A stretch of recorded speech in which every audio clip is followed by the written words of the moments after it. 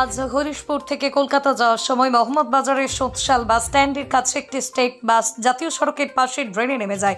জানা যায়, রাস্তা খারাপ থাকায়, গাড়ির লাইন থাকায় বাসটি রাস্তার সাইডে যাওয়ার সময় ট্রেনের স্ল্যাব ভেঙে চাকা ঢুকে যায় এবং সেখানেই আটকে যায় বাসটি এবং বাসে থাকা প্রায় 12 জন যাত্রীদের অন্য একটি বাসে করে পাঠিয়ে দেওয়া হয়। তারপরেই আরেকটি গাড়ির সাহায্যে বাসটিকে ট্রেনে ড্রেন থেকে তোলা হয়।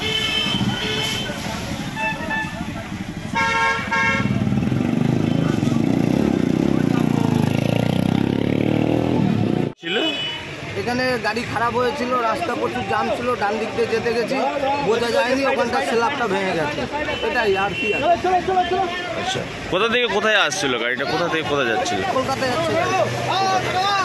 হরিশপুর থেকে আমরা কলকাতা দিয়ে সুবি যাচ্ছিলাম। এখানটা গাড়ি আমরা ডান দিকে গেছিলাম, তো প্লেন জায়গা ছিল না, পড়ে যায়নি, তাই স্ল্যাবটার পরে ভেঙে গেছে, গাড়িটা পিছিয়ে গেছে। কতজন যাত্রী ছিল গাড়িতে? গাড়িতে বেশি জন যাত্রী ছিল না, এই 8-10 জন ছিল। তারা অন্য গাড়ি, আধা গাড়ি গেল দিকে, সেই গাড়িতে উঠে গেছে। আপনার নাম? আমার নাম সুজিত কুন্ডু। আচ্ছা, আপনার কি দায়িত্বে আছেন? আপনি কোন দায়িত্বে আছেন? আমি কন্ডাক্টর।